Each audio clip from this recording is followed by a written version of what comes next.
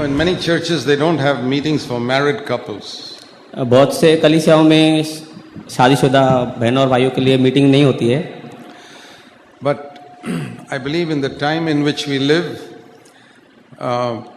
we need to understand God's purpose for the home. पर जिस समय हम रह रहे, मुझे लगता है कि परमेश्वर का हमारे परिवार के प्रति क्या इच्छा है हमें जानना ज़रूरी है. Because everywhere I see a tremendous attack on Christian homes by the devil.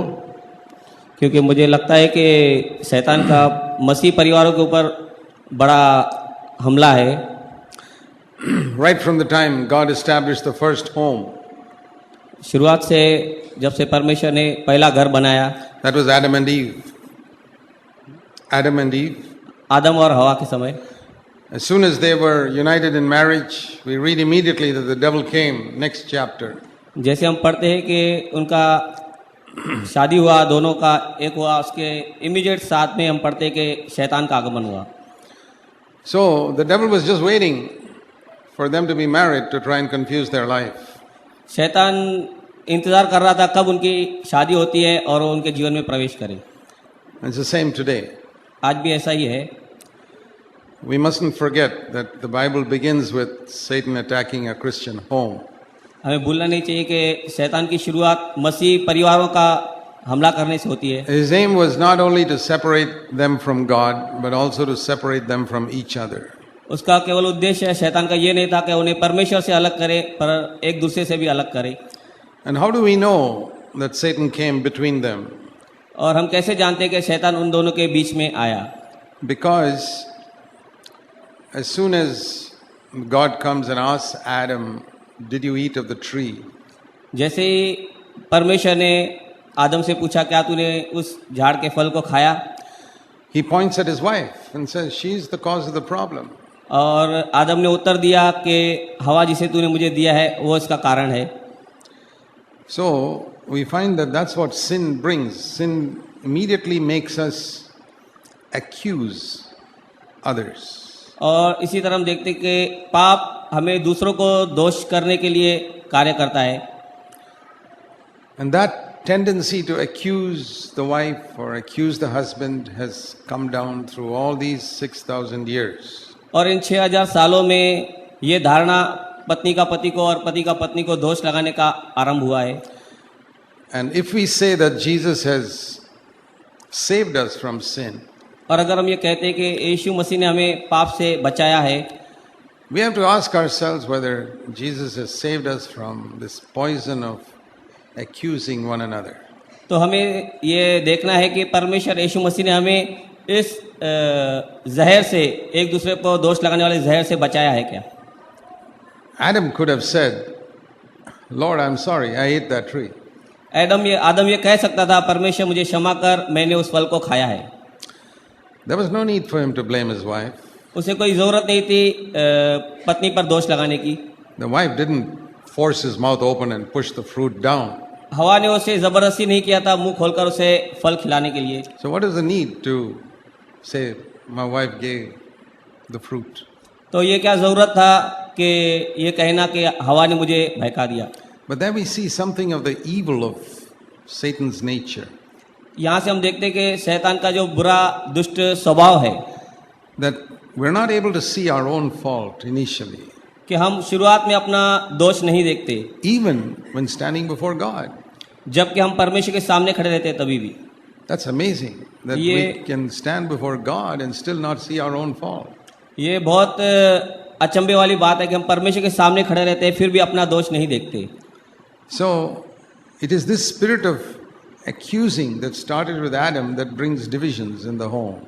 ये आदम के समय से शुरू हुआ दोष लगाने वाला आत्मा का कार्य अलग करने का. And when there are divisions in the home, the children also go away from God. जब घरों को पति पत्नी को अलग करने का कार्य होता है तो बच्चे भी परमेश्वर से दूर चले जाते हैं. And that's the next thing we read, that Adam's first son became a murderer. यहीं से हम देखते हैं कि आदम का पहला पुत्र हत्यारा बना, Killed his own brother. अपने भाई को मारने वाला. So if you want to bring up your children properly, you better learn as husband and wife to live together. अगर हमें अपने बच्चों को परमेश्वर के मार्ग में लाना है तो पति पत्नी हमें सीखना है परमेश्वर के साथ चलना, मेल में चलना। Because the devil tries to bring a separation so that he can come between into the house. क्योंकि शैतान अलगाव पति पत्नी को करना चाहता है कि उसके प्रवेश मिले परिवार के अंदर। And both of you may be strong, but the children are weak. और दोनों पति पत्नी मजबूत होंगे लेकिन बच्चे कमजोर हैं। So the devil gets the children first. तो पहले आक्रमण शैतान का बच्चों पर होता है। And I've seen that in many homes, और ये मैंने बहुत परिवारों में देखा है that where husband and wife are divided, it's difficult for the children to be spiritual. जब पति पत्नी का अलगाव होता है बच्चों को भुगतना पड़ता है। And then they start blaming the children. They blame each other, now they start blaming the children. तो पहले वे एक दूसरे को दोष लगाते हैं फिर बच्चों पर दोष लगाते हैं। Satan is the great accuser. शैतान बड़ा दोष लगाने वाला है, He's always accusing. वो हमेशा दोष लगाता है। And we've got that poison in our system from Adam. और ये हमारे अंदर आदम से आया हुआ एक तरीका है। To me, this is one of the big differences of being in Adam and in Christ. और ये बहुत बड़ा फर्क है आदम में रहना और मसीह में रहना। You know, we all say we've been cut off from Adam and grafted into Christ. हम सब कहते हैं कि हम आदम से कट गए हैं और मसीह से जुड़ गए हैं। But have we been cut off from this poison we have got from Adam? पर क्या हम उस जहर से जो आदम से हमें मिला है अलग हुए हैं? You know, it says about Satan in Revelation 12. प्रकटीकरण 12वें अध्याय में शैतान के विषय में पढ़ते हैं। Revelation chapter 12 and verse 10, 12वां अध्याय प्रकटीकरण का 10वां वचन, where in the middle of that verse it says, Satan is called the accuser of our brethren, who accuses them day and night before God. जिसमें यह बताया गया है इस वचन के मध्य में कि शैतान भाइयों का दिन और रात निंदा करने वाला है। Who accuses them day and night before God. जो परमेश्वर के सामने भाइयों को दिन और रात निंदा करता है। He works 24 hours a day. ये दिन में शैतान 24 घंटे कार्य करता है। And you know, he may tell a lie to us, but he can't tell a lie to God. हम अपने आप को झूठ बोल सकते हैं लेकिन हम परमेश्वर को झूठ नहीं बोल No, सकते। Satan tells us lies, शैतान हमें झूठ बोलता है but he can't tell a lie to God. But Satan पर cannot tell. शैतान परमेश्वर को झूठ नहीं बता सकता। So he cannot go and say, God, you know, that child of yours murdered somebody. तो ये नहीं कह सकता परमेश्वर ये तेरा बेटा हत्यारा है, No, because that's a lie. क्योंकि ये झूठ है। So what does Satan accuse before God? तो शैतान किस चीज का दोष परमेश्वर के सामने लगाता है? Only what is true. जो सच है वही दोष लगाता है। He can't tell God lies about me. वो ये नहीं कह सकता कि परमेश्वर मेरे लिए झूठ बोलता है। No. He can't tell God lies about me. परमेश्वर के सामने ये नहीं कह सकता कि मैं झूठा हूँ। No. शैतान परमेश्वर को मेरे बारे में झूठ नहीं बोल सकता। शैतान परमेश्वर को हमारे बारे में झूठ नहीं बताता, वो सच ही बोलता है। He also speaks the truth. Praise God. So he can only say what I actually did wrong. तो वो यही कहता है कि जो मैंने सच में हकीकत में गलत किया है। Now why am I saying that? हम ये क्यों कहते हैं? Because I've heard many times when people accuse somebody, क्योंकि लोग जब मैंने देखा है दूसरे को दोष लगाते तभी they find comfort in the saying that, but I'm speaking the truth. तो वो अपने दिल में एक सांत्वना पाते हैं कि जो मैं कह रहा हूँ वो सच कह रहा हूँ। Well, Satan also speaks the truth to God, but it's accusation. लेकिन शैतान भी सच ही कहता है लेकिन वो एक दोष है। So we don't find comfort that what I'm speaking is the truth. हमें इस बात से सांत्वना नहीं लेनी चाहिए कि जो मैं कह रहा हूँ दोष लगा रहा हूँ वो हकीकत है, सच है। That's not the important point. ये महत्व का मुद्दा नहीं है। What is your spirit? What is your spirit? आपका आत्मा क्या है? Is it a spirit of love? वो प्रेम का आत्मा है Or is it a spirit that wants to tear down that person? क्या यह आत्मा आपका ऐसा है कि दूसरे आदमी को नीचे करना? We can tear down a person speaking the truth. हम उस आदमी को नीचे कर सकते हैं जो सच कह रहा है। And that's because there's a little bit of hatred in our heart for that person. ये इसलिए होता है कि थोड़ा बहुत हमारे अंदर नफरत बाकी है। You may say that you love somebody, हम ये कह सकते हैं कि हम किससे प्यार करते हैं, But the Bible says in 1 Peter 4 and verse 8 that love covers a multitude of sins. पर पतरस 1:4 में परमेश्वर कहता है कि 4:8 में 4:8 में पतरस पहला पतरस 4:8 में परमेश्वर कहता है कि प्रेम बहुत से अपराधों को ढांप देता है, covers it. ढांप देता है। So if you really love, you will cover. अगर आप सच में प्यार करते हैं तो आप अपराध को ढांपेंगे। For example, उदाहरण की तरह, supposing your daughter is fooling around with some boy, आपकी बेटी किस भाई के साथ किसी लड़के के साथ, is going around with some boy, उसका कुछ अफेयर जिसे कहते हैं किसी भाई के साथ, you won't tell everybody about it. आप इस विषय में हर एक को नहीं बताएंगे। You may know it's there, आप ये जानते होंगे कि ये हकीकत है, but you'll try your best to cover it लेकिन आप बहुत अच्छी कोशिश करेंगे उसे ढांप देने की, छुपाने की, because you love your daughter. क्योंकि आप अपनी बेटी से प्यार करते हैं। But if it's somebody else's daughter, लेकिन किसी और की बेटी then you'll talk about it. अगर ऐसी हो तो आप उसके लिए बात करेंगे, Even if it is somebody else in the church. अगर वो कोई कलीसिया की बहन भी रहेगी। So you know there's very little love among believers even in the church. तो कलीसिया में भी भाइयों और बहनों के अंदर बहुत छोटा सा थोड़ा सा प्रेम है। And even among husband and wife. आप पति और पत्नी में भी देखते हैं। If you're not careful here, the devil will come right in. अगर आज बात में सचेत नहीं है तो शैतान प्रवेश करेगा। What does Jesus do? Does he shut his eyes to all the faults in his children?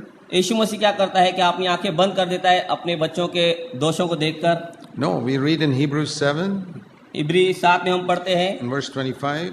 25वें वचन में, He always lives to make intercession for them. वो हमेशा ऐसों के लिए मध्यस्थता करता है। So here are two things going on 24 hours. तो यहाँ दो चीजें लगातार 24 घंटे हो रही है। That Satan is always accusing us. शैतान हमारे लिए परमेश्वर के सामने दोष लगाता है, And Jesus is our advocate, always praying for us. और यीशु मसीह हमारा वकील हमारे लिए मध्यस्थता करता है, प्रार्थना So करता है। we see here that I do something wrong first. और यहाँ हम देखते हैं कि मैं कुछ गलत कर रहा हूँ। And when Satan sees it, he immediately accuses. ये शैतान मुझे करते हुए देखकर मेरी निंदा परमेश्वर के सामने करता है। Jesus sees it and he immediately prays. यीशु मेरे अंदर यही दोष देखता है, लेकिन परमेश्वर के सामने मेरे लिए प्रार्थना करता है। Can you see this picture? यहाँ आप परमेश्वर का शास्त्र देख सकते हैं। I'm doing something wrong. मैं कुछ गलत कर रहा हूँ। Satan sees it and immediately accuses. शैतान देख रहा है और तुरंत उसको परमेश्वर के सामने Jesus दोष also लगाता है। sees it. परमेश्वर भी देख रहा है, He Yeshu immediately Masih. prays. वो लेकिन जल्द से हमारे लिए प्रार्थना कर रहा है। What do you do when you see that? हम क्या करते हैं जब हम ऐसा देखते हैं दूसरों के जीवन में? You know the answer. आपको उत्तर पता है। And in that moment, you know whether you're like Satan or whether you're like Jesus Christ. ये उस समय बताता है कि आप परमेश्वर से ज्यादा प्रेम करते हैं या नहीं, शैतान whether से। you're like Satan. क्या आप- शैतान के जैसे हैं कि प्रभु यीशु के जैसे हैं? आप प्रभु यीशु को पसंद करते हैं, शैतान को उस समय पसंद नहीं. लाइक Like means सेम हाँ. आप शैतान के जैसा है या परमेश्वर प्रभु यीशु के जैसे हैं? We know because Jesus is praying and Satan is accusing. Jesus is praying हाँ, हमको पता है कि यीशु मसीह प्रार्थना करता है and Satan is accusing. और शैतान दोष लगा रहा है। So in our home, इसलिए हमारे घर में you may say that you love your husband or your wife. हम कह सकते हैं हम पति पत्नी से और पत्नी पति से प्रेम करती है। Are you behaving like Christ or the devil? क्या हम यीशु मसीह जैसा वर्ताव कर रहे हैं या शैतान जैसा? I've always told people who want to go and correct somebody, मैं हमेशा उन लोगों से कहता हूं जो जाकर दूसरों को सुधार करते हैं, don't do it before you've prayed for them. ऐसा मत करिए, पहला उनके लिए प्रार्थना कीजिए। After you pray for them, then you are fit to go and correct them. पहले प्रार्थना करेंगे आप और फिर आप ठीक है उनको समझाने और उनके लिए सुधार लाने के लिए। If you don't pray for them, you're not fit to correct them. अगर आप उनके लिए प्रार्थना नहीं करते तो आप उनके लिए योग्य नहीं है उनको See, सुधार ला सकते। the Lord has got every right to correct us because He's praying for us. प्रभु यीशु मसीह को ये पूर्ण अधिकार है हमको करेक्ट करने का, हमारा सुधार करने का, क्योंकि वो हमारे लिए प्रार्थना This करते is one of the very important things in married life. हैं। ये शादीशुदा वैवाहिक जीवन में सबसे इम्पोर्टेंट महत्व की बात है। And you must pray, Lord, this first thing that Adam did, please get it out of our home. परमेश्वर से हमारी ये प्रार्थना करना कि जो आदम ने पहला किया वो हमारे जीवन से, हमारे परिवार से दूर हो जाना। What is that? Blame your wife. वो क्या था कि अपनी पत्नी को दोष लगाना, Blame your husband. अपने पति को दोष लगाना। No, I'm not saying that we should pretend that they are not doing anything wrong. हम ये बहाना नहीं करना या दिखावा न करना कि वो गलत नहीं कर रहा है। Yeah, we need to correct one another. हाँ, ये जरूरत है कि हम एक दूसरे का सुधार करें। All I'm saying, first pray पहले मैं क्या कर रहा हूँ कि पहले आप प्रार्थना करो and cleanse your spirit, that you correct in a spirit of love. और अपने आत्मा को शुद्ध करो कि आप सुधार लाने के मन से, प्यार के मन से आप ये कर रहे See हैं। Ephesians chapter 4. इफिसियों इसका 4था अध्याय हम देखेंगे। There's a very beautiful verse here. बहुत ही उत्तम शब्द वहाँ पर है। Verse 15. 15वां वचन, It says, if you speak the truth in love, you will grow up to become like Jesus Christ more and more. अगर आप सच में प्रेम करते हैं तो आप यीशु मसीह के They जैसा, speak. अगर आप बोल रहे हैं वास्तव में सच, पढ़ो वचन। हाँ, इफिसियों इसका 4था अध्याय 15वां वचन हम पढ़ेंगे। वरन प्रेम में सच्चाई से चलते हुए, yeah, in प्रेम से सच बोलो. हाँ, प्रेम से सच Speak बोलते the हुए, truth in love. प्यार से सच बोलिए, Then we will grow up to become like Christ. तब हम मसीह जैसा बढ़ते रहेंगे। See the balance there? आप हाँ That you have to do both. तालमेल देख रहे हैं, हमको दोनों करना है। He doesn't say you shouldn't speak the truth. हम यह नहीं कहते कि आपको सच नहीं बोलना Yeah, है। speak the truth to your such husband and बोलो, wife, to your पति और husband and पत्नी। wife and children and everybody. हर एक सच बोलो, पति पत्नी But बच्चे। if you can't speak it in love, don't speak it. लेकिन ये अगर प्यार की रीति से आप नहीं बोल सकते तो आप मत बोलिए। A lot of speaking the truth is not spoken in love. परमेश्वर ऐसा नहीं। सच नहीं चाहता। A lot of speaking the truth is not spoken in love. बहुत सा सच प्यार की रीति पर नहीं बोला जाता, And then it does the work of the devil. और वहाँ शैतान का काम आरंभ होता है। So, if we want to be on God's side, और अगर हम परमेश्वर के पक्ष में होना चाहते हैं we must wait till we have come in our spirit to love. Then we can speak all the truth. तब हम सच्चाई बोल सकते हैं, जब हम उस परमेश्वर के प्रेम की आत्मा में आ जाते हैं। Then we will grow up. तब हम बढ़ेंगे, Then we will bring that spirit into our home. तब उस आत्मा को हम हमारे घर में ला You सकेंगे। don't realize that when you say something which is not in a spirit of love, you're actually bringing a satanic spirit into your house. आप ये नहीं जानते होंगे कि जब आप प्रेम की रीति से सच नहीं बोल रहे हैं तो शैतान को अपने घर में अवसर देते हैं। When you're not speaking it in love. अगर आप उस सच को प्रेम की रीति पर नहीं बोल रहे हैं So we have to be very careful. तो हमें बहुत ही सावधान रहना है। And if you're not sure, then it's better to keep quiet. तो अगर आपको ये पक्का नहीं है तो आप अच्छा है चुप रहे, Because if we keep quiet, at least we won't do any damage. अगर हम चुप रहेंगे तो हम कुछ गड़बड़ नहीं होने देंगे, Because our whole aim, क्योंकि हमारा पूरा मकसद even in speaking the truth, is to set something right. सच बोलते समय में भी हमारा मकसद ये होना चाहिए कि हम सही बोलें। And if we do it in love, it'll be right. अगर हम ये प्यार से करेंगे तो हम सही करेंगे। So that's one of the first things we got to learn from Adam and Eve. तो ये पहली बात हमें आदम और हवा से सीखनी है। The other thing we see there in Genesis 3, और दूसरी बात हम उत्पत्ति 3 अध्याय में देखते हैं, in verse 12. 12वें वचन में।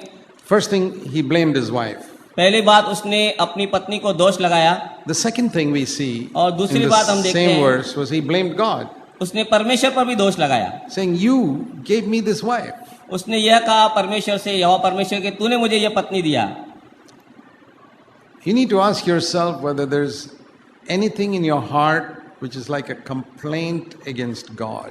हमें हमारे हृदय में अपने आप को जांचना है कि अगर हम जो कुछ कह रहे हैं क्या हम परमेश्वर पर दोष लगा रहे हैं। You know, deep down in your heart, if you begin to think, "Oh, why did I marry this woman? Or why did I marry this man?" अगर आप हृदय की गहराई में कभी ये सोच रहे हैं कि क्यों मैंने इस पत्नी और लड़की से शादी की, या लड़की सोचती है मैंने ये लड़के से शादी की। You may think, "Oh, if I had not married this man, some other man may have been better."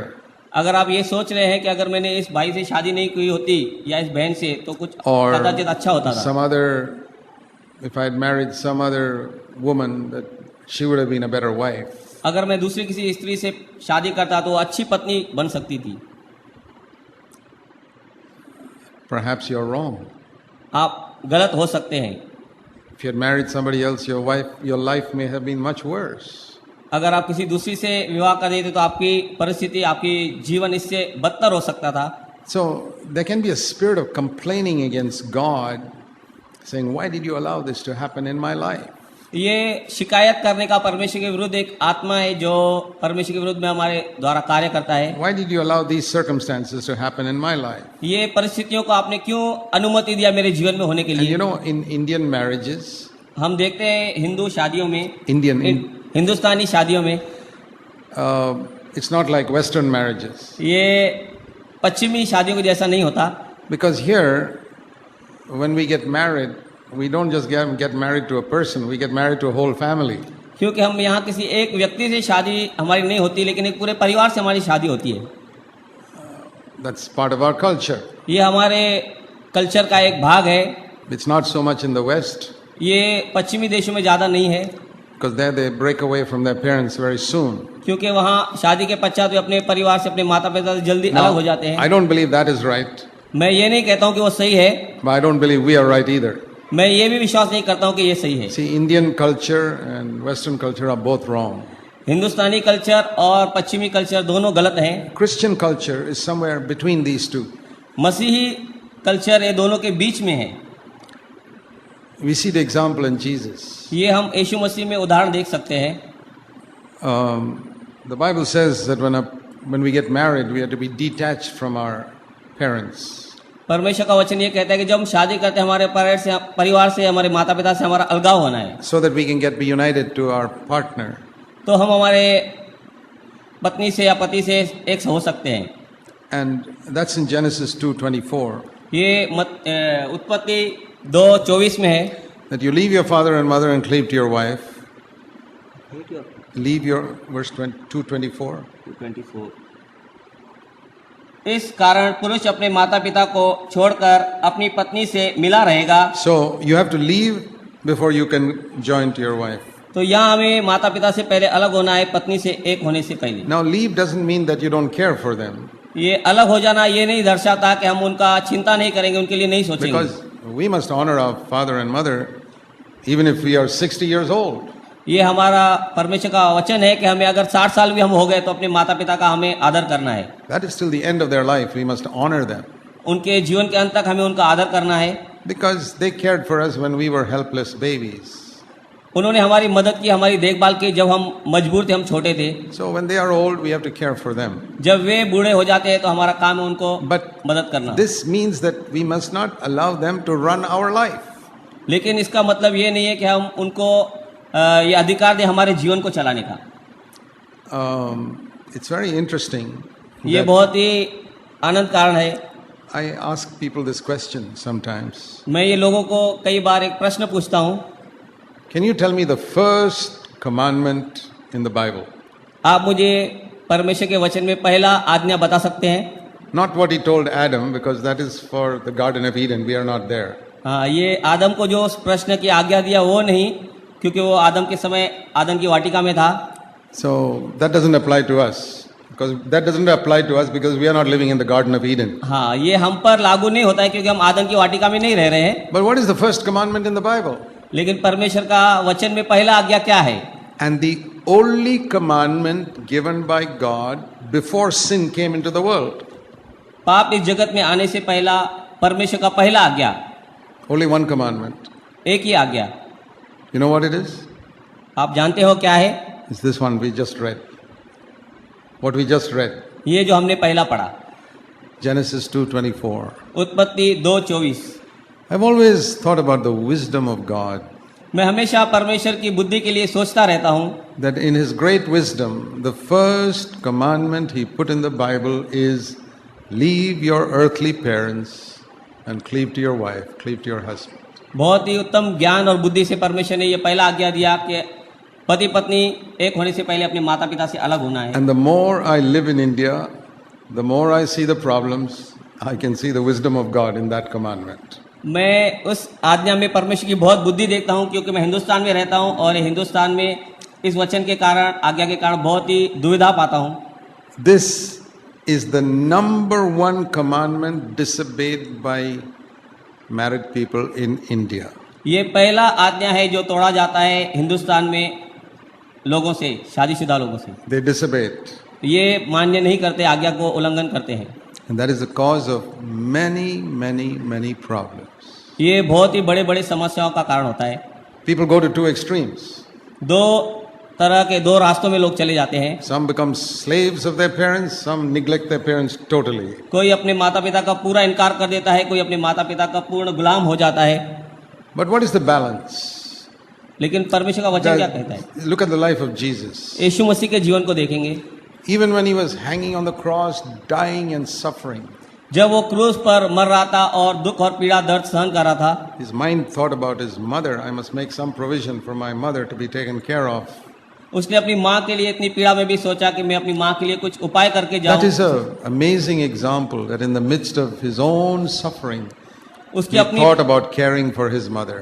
उसकी अपनी पीड़ा में ये बहुत ही अद्भुत है। उसने अपनी माँ के विषय में सोचा और चिंता किया। She was a widow. Joseph had died long ago, otherwise he wouldn't have thought about that. हम जानते हैं कि वो मरियम एक विधवा थी, इसलिए उसने अपनी माँ के लिए And he सोचा, was the eldest son. और वह परिवार का सबसे बड़ा बेटा था, And he took that responsibility seriously even while he's suffering in pain.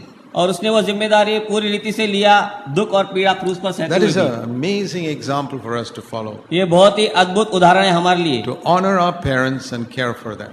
हमारे माता पिता का आदर करना, उनकी चिंता करना, At the same time, और इसी समय as long as Jesus was in his mother's house, यीशु मसीह जब अपने माँ के घर में था, he obeyed her.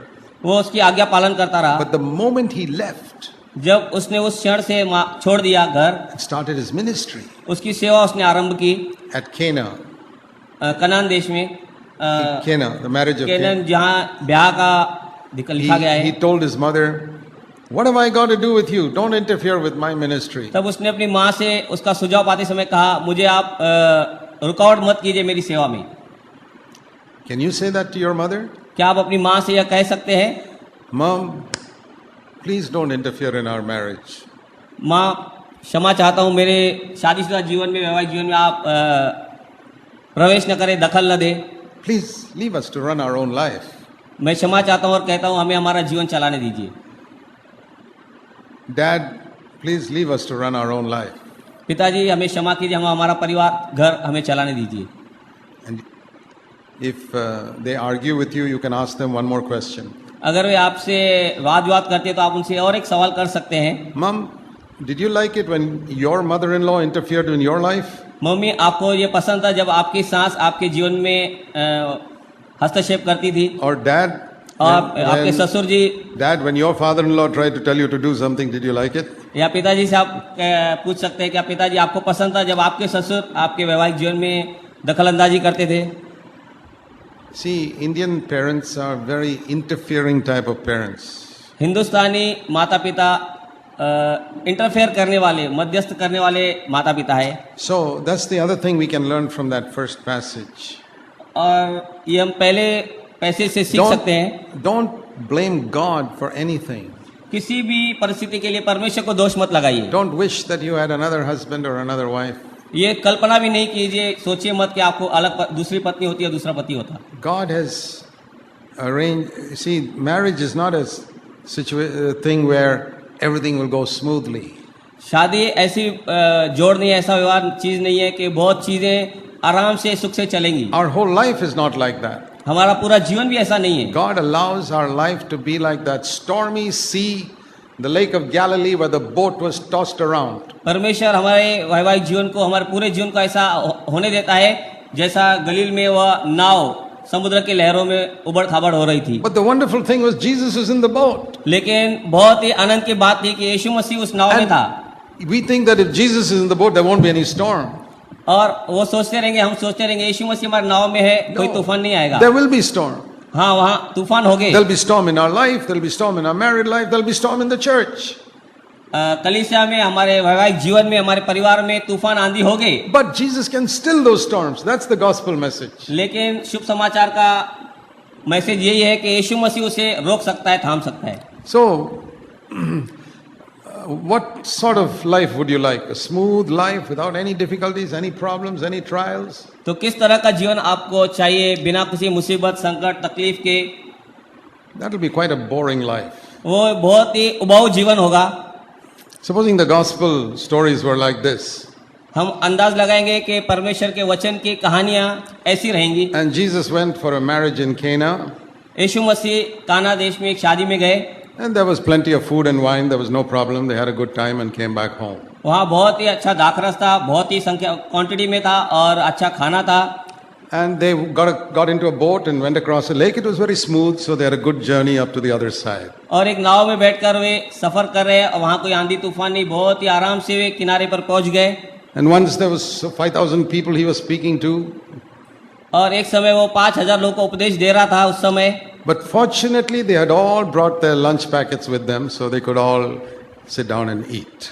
लेकिन योगायोग वो सब लोगों ने अपने अपने खाने के टिफिन अपने साथ लाए थे और खाने बैठ गए वो लोग. Even the Sunday school children will say, please don't tell us these boring stories. Who's interested? रविवार के स्कूल के छोटे बच्चे भी अपने माँ पिता से हमसे ये कहेंगे, ये उबाऊ कहानियां हमें मत सुनाइए. What will be your testimony when you go to heaven? आपकी साक्षी क्या रहेगी जब आप स्वर्ग जाएंगे? We'll hear about Daniel who tells us how he was thrown to the lions and the lions shut their mouths. ये ऐसा होगा कि किस तरह से दानियल शेर के पिंजरे में डाल दिया गया और कैसा वहां से उसका बचा हुआ. And how David killed Goliath, he'll tell us his testimony. और वहाँ गोलियत के दाऊद ने कैसा मारा उसकी टेस्टिमनी हमें बताई जाएगी. And they'll say, brother, sister, you tell us your testimony now. और वहाँ वे हमसे पूछेंगे, भाई और बहनों आपके जीवन का साक्ष्य बताइए. I prayed that I'll have no problems in my life. हम वहाँ उनसे हाथ जोड़कर कहेंगे कि हमारे जीवन में कोई भी तनाव तकलीफ कष्ट नहीं था. I never had any problem. मेरे जीवन में कुछ प्रॉब्लम समस्या नहीं थी. And when I did have one problem, I complained so much that God never gave me any more problems in my life. एक था कि मैं परमेश्वर से शिकायत करता था, मुझे कोई भी समस्या दुख पीड़ा नहीं दीजिए. I don't want a testimony like that. मैं ऐसा साक्षी नहीं चाहता हूँ. I want a testimony where I can tell hundreds of stories of all types of things that happened in my life, and by the grace of God I overcame all of them. मैं ऐसा साक्ष्य चाहता हूँ कि मैं बहुत सी हजारों सौ कहानियां ऐसा रहे मेरे जीवन में परिस्थितियां जिनमें मैं विजय हुआ और परमेश्वर की महिमा किया. Think if you had a very difficult mother-in-law. सोचिए अगर आपको बहुत ही तकलीफ और कष्ट देने वाली एक सास है. You tell people in heaven, you should have seen the mother-in-law I got. और आप स्वर्ग में ये साक्षी देने पाओ कि आप कदाचित मेरी सासू से बर्ताव में आते. Conquered her by love. लेकिन मैंने उसे प्रेम से जीत लिया. I decided that Jesus is more powerful than the devil. मैंने ये देखा कि यीशु मसीह शैतान से बहुत ही शक्तिशाली है. What a testimony that will be. ये साक्ष्य कैसी होगी? I'm not saying we should be foolish. मैं ये नहीं कहता मूर्ख होना चाहिए. But each situation may be different. पर हर परिस्थिति अलग हो सकती है. We need a lot of wisdom. हमें बहुत ही बुद्धि चाहिए. But what I want to say is this. मैं ये कहना चाहता हूँ. To me, every situation is a test. Who is stronger, Christ or the devil? मेरे लिए हर एक परिस्थिति ये निर्णायक होती है कि कौन ताकतवर है, यीशु मसीह या शैतान. When people do something wrong to you, अगर कोई लोग आपसे साथ गलत बर्ताव करते हैं, supposing they accuse you falsely, अगर वो गलत झूठ मूठ आपको दोष लगाते हैं, who are they serving? किसकी वो सेवा कर रहे हैं? Christ or the devil? यीशु मसीह की या शैतान की? Definitely they are serving the devil if they accuse you falsely. अगर आपको वो झूठ मूठ दोष लगा रहे हैं तो वो शैतान की सेवा कर रहे हैं. See, as I've been serving the Lord now more than 40 years. अगर मुझे 40 साल हुए मैं यीशु मसीह की सेवा कर रहा हूँ. And I know the devil hates me like anything. और मैं ये जानता हूँ कि शैतान मुझे बहुत ही नफरत करता है. But I'm not afraid of him. पर मैं उससे डरता नहीं हूँ. But because he hates me so much, he gets all types of people to accuse me of all types of wrong things. और जब वो false things. जब मुझसे जलता है, शत्रुता रखता है, तो मेरे जीवन में सब झूठे लोग और ऐसे परिस्थितियां वो बनाता है. But what's he getting angry with them? पर क्या वो उनसे क्रोधित है? I don't get angry with them. क्या मैं उनसे कभी क्रोधित नहीं होता? I say this is the devil. मैं यह कहता हूँ कि वो शैतान का कार्य है. I want to now prove that Christ is greater than the devil. अब यह मुझे सिद्ध करना है, प्रमाणित करना है कि यीशु मसीह शैतान से ज्यादा शक्तिशाली है. But most of the believers, पर बहुत से विश्वासी they don't prove that. ये सिद्ध नहीं करने पाते. That fellow serves the devil. ये भाई शैतान की सेवा कर रहा है. They also serve the devil and hit back. वे भी उसके रिटर्न में अपोज में उस शैतान का सेवा करते हैं. It's absolutely foolish. बिल्कुल मूर्खता है. See this lovely verse. यहाँ हम एक उत्तम प्यारा वचन देखेंगे।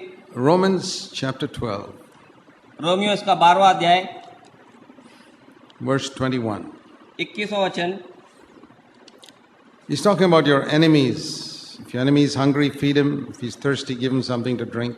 बुराई से न हारो, परंतु भलाई से बुराई को जीत लो। Yeah, verse 20. If your enemy is hungry, feed him. 20वां वचन, यदि तेरा शत्रु भूखा हो तो उसे खाना खिला। overcome evil with good.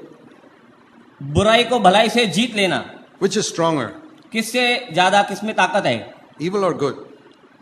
अच्छाई या बुराई? Satan says evil is stronger.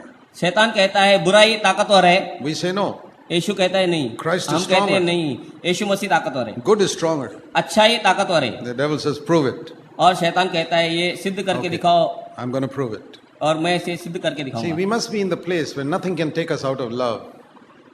Nothing can remove love from our hearts. इन दिनों में हम देखेंगे कि कोई भी चीज हमारे हृदय से प्यार को नहीं निकालने पाएगी। This is the real proof of being filled with the Holy Spirit. ये सच्चा प्रूफ है पवित्र आत्मा से भरा रहने का। That nobody can bring me out of love. कोई भी मुझे प्रेम से अलग नहीं कर सकता। Love must be my permanent address. प्यार मेरी हमेशा की एक एड्रेस होनी चाहिए, That I'm always there. कि मैं हमेशा वहाँ हूँ। I'm never going to shift from there. मैं इस प्यार से कभी भी मेरा पता अलग नहीं करने वाला हूँ। If I make a mistake, अगर मैं गलती करता हूँ, I say, Lord, I'm sorry. मैं परमेश्वर से कहता हूँ If मुझे I've क्षमा कर। hurt somebody, I say, I'm sorry. मैं किसको सुनता हूँ, मैं किसको दुखाया है, मैं परमेश्वर से क्षमा मांगता हूँ। See, that's the other thing we must learn as husband and wife, to ask forgiveness from each other. ये दूसरी बात है, हम सीखते हैं कि पति पत्नी एक दूसरे से क्षमा मांगे। We must see that sin, even a small one word that we speak which is hurtful, is like a thorn coming into our foot. ये पाप, एक छोटा सा शब्द जो पाप का है, वो ऐसा रहता है कि हमारे पैर में जैसा एक कांटा चुभाया जाए। Now, if a thorn gets into your foot, how long will you wait till you take it out? अगर एक कांटा आपके पैर में चुभ जाए तो आप कितनी देर इंतजार करेंगे उससे निकालने के लिए? You won't even wait 5 seconds. 5 second भी आप उसका इंतजार नहीं करेंगे। Whatever work you're doing, you'll stop जो भी आप काम करते रहेंगे वहीं रोक देंगे, and say, I've got to take that out first, otherwise it'll destroy my foot more. और आप ये कहेंगे कि इसे मैं अभी निकाल दूंगा, नहीं तो ये मेरे पैर को नाश कर देगा। When you hurt somebody, लेकिन आप ये किसको अगर आप दुखी करते हैं, खेदित करते हैं, you have hurt him with your words, आपके शब्दों से किसको आप घायल करते हैं, but you have hurt your own conscience much more. आपने अपने हृदय को, अपने विवेक को ज्यादा ठेस पहुंचाई है। See, when people call Jesus Beelzebul, prince of devils, जब यीशु को लोगों ने शैतान और शैतान का राजा कहा, सेना का, did it hurt Jesus? क्या ये बात से यीशु मसीह को दुख हुआ, खेद हुआ? You couldn't hurt him. ये उसे खेद नहीं कर सका। You cannot hurt Jesus. ये यीशु मसीह को खेदित नहीं कर सकता। They hurt themselves. उन्होंने खुद को खुद दुखी किया। If people call me the devil, they're not going to hurt me. अगर लोग मुझे शैतान कहते हैं, मुझे नहीं दुख पहुंचाते, They hurt themselves. वो खुद को दुख पहुंचाते हैं। Anybody who tries to hurt me is actually hurting himself. अगर कोई मुझे दुख देना चाहता है, वो खुद को दुख देता है। So when you say something which hurts somebody, actually you've hurt yourself. अगर आप कहते हैं और किसको दुख होता है तो वास्तव में आपने Now, खुद को दुखी कर दिया a है। thorn has got into your foot, a bad conscience. A bad conscience is like a thorn in your foot. हाँ, बुरा विवेक एक ऐसा है कांटे के जैसा अपने पैर में। How long are you going to wait till you take it out? अगर आप उसे निकाल नहीं देते, कितना देर आप इंतजार करेंगे? You must go immediately आप तुरंत उसे निकाल देंगे। and ask the Lord to forgive you, परमेश्वर से प्रार्थना करो आपको क्षमा करे। and go to your husband or wife and say, I'm sorry, please forgive me. अपने पति और पत्नी के पास जाओ और कहो मुझे क्षमा कर, That in my anger I said that. मेरे क्रोध में मैंने ये कह दिया, I'm sorry, it was my mistake. मेरी ये गलती है, मैं क्षमा चाहता हूँ। Then you don't allow the devil to come into your home. और आप अनुमति नहीं देते और मौका नहीं देते शैतान को अपने घर में आने And at का, the same time, your conscience will not be destroyed. और आपका विवेक भी नाश नहीं होगा, And your relationship in the home is restored. और आपका संबंध पति पत्नी का घर में वापस जुड़ जाता है। But if you leave that thorn there, अगर आप वो कांटा वहीं पर छोड़ देते हैं, it'll get infected and it'll become pus around it and kill your conscience. और आपके विवेक को वो घायल करता रहेगा, वहाँ बीमारी उत्पन्न करेगा और नाश करेगा। So as soon as you're aware, you must ask for forgiveness. और जैसे आपको पता चलता है, आप क्षमा तुरंत मांगना चाहिए। The second thing is that we must forgive also quickly. और दूसरी बात, हमें तुरंत क्षमा भी करना चाहिए. You know, sometimes if your husband or wife comes and asks for your forgiveness, कभी हम देखते हैं कि पति पत्नी हम क्षमा मांगने को जाते हैं, sometimes we can act very proud and big. और हम बहुत ही घमंड में और महान बन के एक्ट करते हैं, वर्ताव करते हैं. We act as though, well, I'm not going to forgive you so quickly. और हम ऐसा वर्ताव करते हैं और दर्शाते हैं कि हम जल्दी से क्षमा नहीं करेंगे, Because you have behaved so badly for the 1000th time. क्योंकि ऐसा बुरा वर्ताव आपने कितना अनेक हजारों बार किया है. Who are you ruining? You're ruining yourself आप खुद को नाश कर रहे हैं. when you don't forgive someone. अगर आप किसको क्षमा नहीं दे रहे तो खुद को नाश कर रहे हैं. I use my imagination sometimes to think how God is doing things in heaven. मैं कभी कभी अपने मन से बुद्धि सोचता हूँ कि परमेश्वर स्वर्ग में कैसे कार्य कर रहा है. You know, this earth is full of so many people who do wrong things. ये धरती बहुत ही ऐसे लोगों से जो बहुत बुराई कर रहे हैं, गलतियां कर रहे हैं, भरी हुई है. And there are many people asking God from the earth, Lord, please forgive me. और कितने लोग हैं यहाँ धरती से परमेश्वर से प्रार्थना कर रहे हैं, परमेश्वर मुझे क्षमा कर. So many. If you think of in one day, how many people are, the millions of people are saying, Lord, please forgive me, forgive me, forgive me. हम कल्पना करेंगे कितने लाखों लोग दिन में प्रार्थना करते हैं, परमेश्वर से क्षमा मांगते हैं. Even unbelievers. अविश्वासी भी, Oh God, forgive me. ओ परमेश्वर मुझे क्षमा कर. What is God doing in heaven? परमेश्वर स्वर्ग में बैठा क्या कर रहा है? He's immediately forgiving. वो तुरंत क्षमा कर देता He है. doesn't wait for somebody and say, okay, I'll tell you tomorrow whether I've forgiven you or not. वो इंतजार नहीं कहता, ये नहीं कहता मैं आपको क्षमा किया है नहीं, कल बताऊंगा. Immediately forgiven. तुरंत क्षमा कर देता है. And then somebody else from there is asking for forgiveness, forgiven. वहां से कोई क्षमा मांग रहा है, And जल्दी क्षमा कर the दिया. other side of the earth, somebody is asking forgiveness, forgiven. धरती के इस कोने से इस जगह से कोई So- क्षमा मांग रहा है, तुरंत क्षमा कर दिया. I use my imagination to think what is God is doing all the time. ये मैं कल्पना में सोचता हूँ परमेश्वर वहां बैठकर क्या कर रहा है. You know what he's doing? आप देखते हैं क्या कर रहा है परमेश्वर. He's saying, forgiven, forgiven, forgiven, forgiven, forgiven, forgiven, forgiven. That's what he's doing all the time. हर समय वो क्षमा किया, क्षमा किया, क्षमा किया, ये कह रहा है All the time. हर समय. What about tomorrow? तुम्हारा कल के लिए क्या? Forgiven, forgiven, forgiven. This he's doing all the time. पूरे समय वो ये कह रहा है क्षमा किया, क्षमा किया, क्षमा किया. Many of us say, Lord, I want to be like you. बहुत कहते हैं और कहते हैं परमेश्वर हमें आपके जैसा बनना है. Why not be like him in this area? इस क्षेत्र में हम उसके जैसा क्यों नहीं बन रहे? As soon as somebody asks forgiveness, forgiven, sure. कोई आपसे क्षमा मांगता है, तुरंत आप क्षमा कर दो. Okay, 1 minute later, they do the same thing again. 1 minute later, 1 minute बाद में वही गलती वो दोहराता है, forgiven. क्षमा कर दीजिए. After 1 minute, again the same thing, 1 minute के बाद वैसी गलती क्षमा कर दिया. forgiven. If you want to be like God, आपको अगर परमेश्वर के जैसा बनना है, be rich in mercy. दया में धनवान हो जाइए. It's the most important area for us to be rich. हमारे लिए यह धनवान बनने का बहुत बड़ा क्षेत्र है, दया करना. I remember once one married couple came to see me. They were not from our church, from some other church. दूसरे किसी कलीसिया से एक पति पत्नी मुझसे मिलने आए. I didn't know them. They had read some book of mine. मैं उन्हें नहीं जानता, उन्होंने मेरा कोई पुस्तक पढ़ा था. They came rushing into my house one day. वे दौड़ते हुए मेरे घर में आए एक They दिन. said, Brother Zach, we got to catch a train in a few minutes. भाई हमें तुरंत ट्रेन पकड़नी है थोड़े समय में. Can you give us some quick advice for our married life? हमारे वैवाहिक जीवन के लिए क्या एक सलाह हमें दे सकते हैं आप? They didn't even sit. वे बैठे भी नहीं, They have to rush. उनको घाई था. I said, okay. मैंने कहा ठीक है.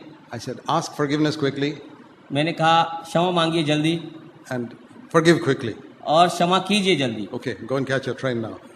अभी जाइए, आपका ट्रेन पकड़िए. You'll have a very happy married life. आपको बहुत ही आनंदित वैवाहिक जीवन मिलेगा. In almost all marriages that I conduct nowadays, ये इन दिनों जो भी मैंने शादियां लगाई है, I tell people this. मैं ये लोगों को बताता हूँ, Before you go to bed at night, अगर आप रात में सोने को जा रहे हैं उससे पहले just make sure that everything is settled between you and your ये husband इस and wife. बात को निश्चय कर लीजिए कि तुम्हारे बीच में, दोनों के बीच में हर चीज का सुलह हो गया है. Don't keep any retained anger in your heart पिछला कोई भी दुख और क्रोध अपने दिल में न रखिए, or any unforgiven matter. और न क्षमा किए वाला कोई ऐसी बात अपने दिल में मत रखिए. Get rid of it. उससे छुटकारा पा लीजिए. Just like you throw away bad food, जैसे आप अच्छा खाना नहीं है उसे फेंक देते हैं, you don't keep it. वो आपसे रखते नहीं है. Because if you keep it, it'll stink tomorrow. अगर हम उसे रख देते तो दूसरे दिन वो बदबू करता So है. at night, It says in Ephesians 4, verse 26, इफिसियों इसका 4 अध्याय 26वां वचन ये कहता है,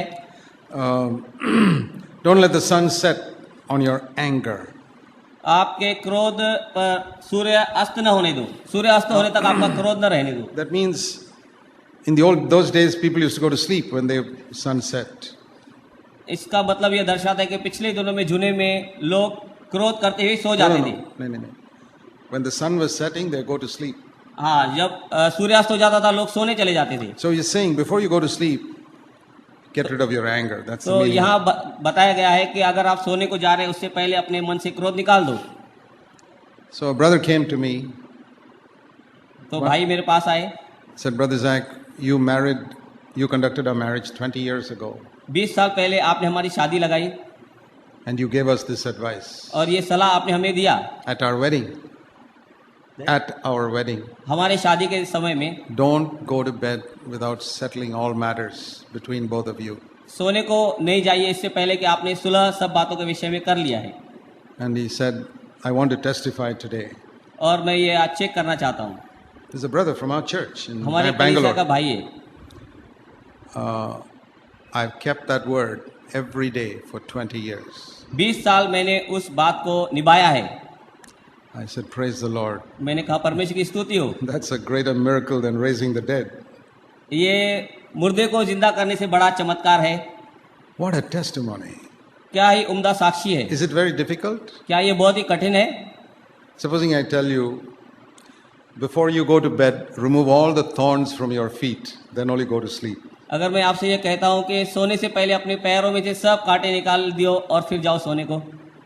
You say, Brother Zach, you mean can't I do it once a week or something? Why every day I've got to remove all the thorns from my feet? क्या आप मुझसे प्रश्न करोगे, भाई जैक, क्या मुझे अनुमति नहीं मिलेगी कि 7 दिन में मैं इन सब कांटों को निकालूं? Every day? हर दिन मुझे निकालने पड़ेंगे? You don't wait till sunset to remove thorns from your feet. You remove it immediately. सूर्यास्त होने तक अपने पैर से कांटा निकालने के लिए आप इंतजार नहीं करेंगे, तुरंत आप निकाल देंगे। I think this Ephesians 4:26 is for half-hearted people. ये इफिसियों 4:26 वचन आधो Half-hearted. अधूरे हृदय वाले लोगों के लिए है। Wholehearted people won't wait till sunset. They'll settle it immediately. पूरे हृदय के पक्के लोगों के लिए वो आप कांटा जल्दी से ये वचन को पालन कर देंगे। These are the little things which the devil brings in to ruin a marriage. ये छोटी सी बातें हैं जो शैतान हमारे जीवन में लाकर हमारे वैवाहिक जीवन को नाश करता है। What is the opposite of accusing and criticizing people? लोगों को दोष लगाना, उनकी निंदा करना, इसके विपरीत उल्टा क्या है? That is learning to appreciate people. ये सीखना है लोगों की प्रशंसा करना। Now, I want to read you something from the Bible. मैं आपके लिए कुछ परमेश्वर के वचन से पढ़ूंगा।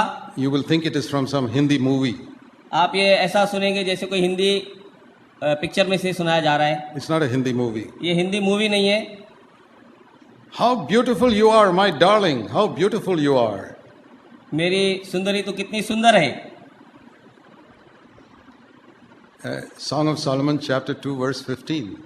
श्रेष्ठ गीत सोलोमन का पढ़िए, chapter 2.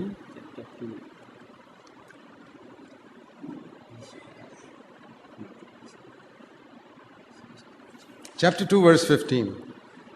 श्रेष्ठ गीत इसका 2 अध्याय और 15वां वचन। पढ़िए, 2:15। 15. हमारे लिए The Song of Solomon, श्रेष्ठ गीत chapter 2. Oh, sorry. My mistake. Chapter 1, chapter verse 15. 15वां वचन, पहला अध्याय। तू कितनी रूपवती है मेरी प्रिया, तू कितनी रूपवती है, तेरी आंखें कबूतरी के समान है।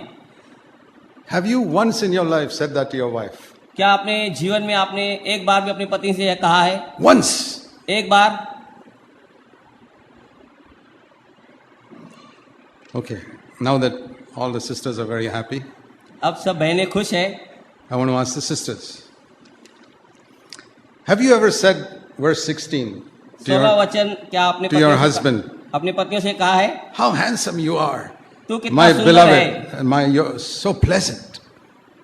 तू कितना सुंदर है मेरे प्रियतम, और कितना मन भावना है। See, This is not a Hindi movie, this is the Bible. ये हिंदी पिक्चर नहीं है, लेकिन ये परमेश्वर का वचन है। The Lord wants us to learn to appreciate one another. परमेश्वर हमें चाहता है सिखाना, एक दूसरे की प्रशंसा करना। Why are we only ready to find fault? हम ऐसे क्यों है कि दोष ढूंढने वाले हैं? Supposing I were to give you all a piece of paper. अगर मैं आपको एक पन्ना देता हूँ, खाली कागज, Without thinking, quickly write down 3 good things about your husband or wife. अपनी पत्नी या पति के लिए जल्द से जल्द 3 अच्छी बातें लिखिए, And write 3 bad things about your husband or wife. और तुरंत जल्द से जल्द अपने पत्नी या पति के लिए 3 बुरी बातें लिखिए। Which will you be able to write quicker? कौन सी बातें आप जल्द लिखेंगे? Which will you have to think? किसके लिए आपको सोचना पड़ेगा? There you know वहाँ आप जानते हैं whether you're more like the devil or more like Jesus Christ. आप ज्यादा शैतान के जैसे हैं या प्रभु यीशु मसीह के जैसा। Can you immediately think of 3 good things that your husband has got? क्या आप तुरंत 3 अच्छी बातें अपनी पत्नी या पति के लिए Or सोच your सकते wife हैं? has got? अपनी पत्नी के लिए। The devil makes us forget those things. शैतान हमें उन चीजों को भुला देता है। Song of Solomon is a wonderful book. श्रेष्ठ गीत एक अच्छा पुस्तक है। Today we know it's a picture of Christ in the church also. आज हम यह देखते हैं कि ये यीशु मसीह और उसकी देह कलीसिया, उसकी पत्नी के विषय में भी। But before Jesus came to earth, पर पहले यीशु मसीह इस पृथ्वी पर आने से and पहले before there was a church, और इस पृथ्वी पर कलीसिया बनने से पहले, for 1,000 years after Solomon wrote it, what was it referring to?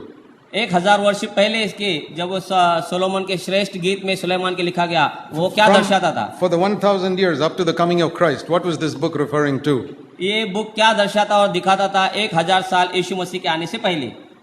It was talking about husband-wife relationship. ये पति और पत्नी के संबंध के विषय में कहता है। The Lord was saying, I want you to appreciate one another. परमेश्वर कहता है, मैं चाहता हूं कि आप एक दूसरे की प्रशंसा करें।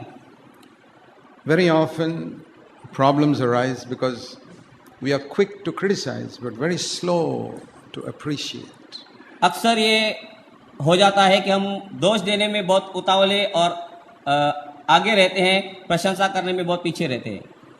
So we need to change that attitude हमें ऐसा स्वभाव को बदलना है and say, Lord, I want to learn to be quick to appreciate. और हमें परमेश्वर से कहना है कि परमेश्वर, मैं सीखना चाहता हूँ किसकी प्रशंसा करना। Jesus was like that. यीशु मसीह ऐसा था।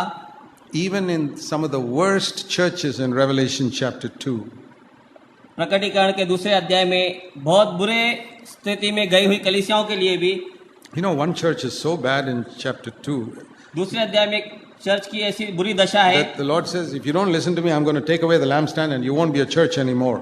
और परमेश्वर वहाँ कहता है, अगर आपने बदल सुधार नहीं रहा है तो मैं पवित्र आत्मा को वहाँ से निकाल दूंगा, Because you have left your first love. क्योंकि आपने पहला सा प्रेम छोड़ दिया है। But see how he begins the letter.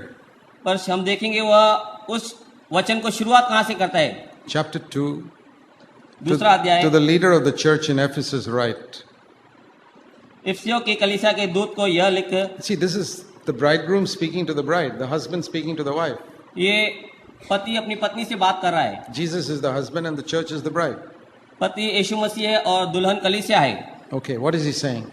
देखिए हम क्या कह रहे हैं परमेश्वर। Verse 2, दूसरे वचन में, I know your deeds, मैं तेरे कार्यों, I know your toil, परिश्रम perseverance. और धैर्य को जानता हूँ, You cannot endure evil men. और यह भी कि तू दुष्ट लोगों की सहन नहीं कर सकता, You put to the test those who call themselves apostles and you find they are false. और जो अपने आप को प्रेरित कहते हैं तूने उन्हें परखा है और झूठा पाया है। You have perseverance. तुझ में धैर्य है, You have endured for my name's sake. और तूने मेरे नाम के कारण दुख उठाते You have उठाते थका नहीं। not grown weary. You have not grown weary. What a wonderful church. अच्छा, कितना उत्तम कलीसिया है। No.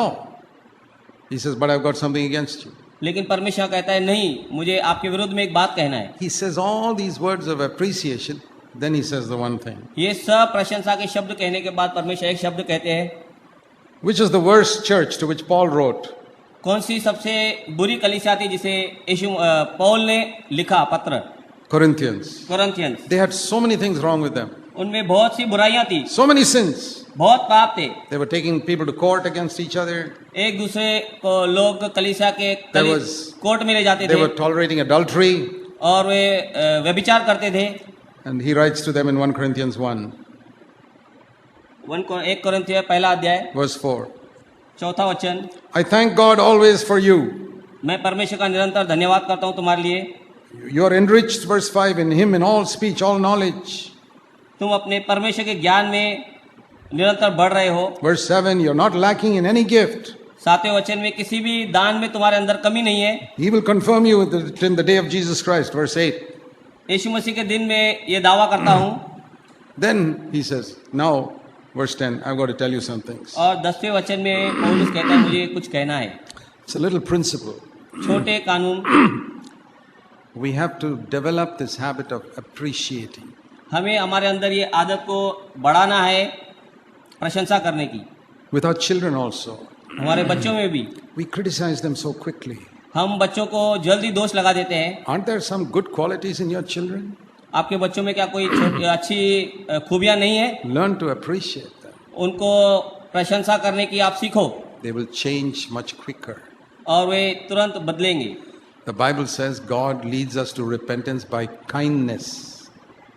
God leads us to repentance by His kindness. परमेश्वर अपनी दया से हमें पश्चाताप की ओर ले आता है। That is Romans 2:4. रोमियो 2 अध्याय 4 वचन में। We can also lead our children to repentance by kindness. हम भी अपने बच्चों को पश्चाताप की ओर नम्रता से दया से ले आ सकते हैं। Let's pray. Let's pray. आइए हम प्रार्थना करें। Let's ask God to give us the power of the Holy Spirit to obey all that we have heard. And let's pray that God will fill us with the Holy Spirit so that we can respond to what we have heard. Thank you, Father. In Jesus' name, Amen.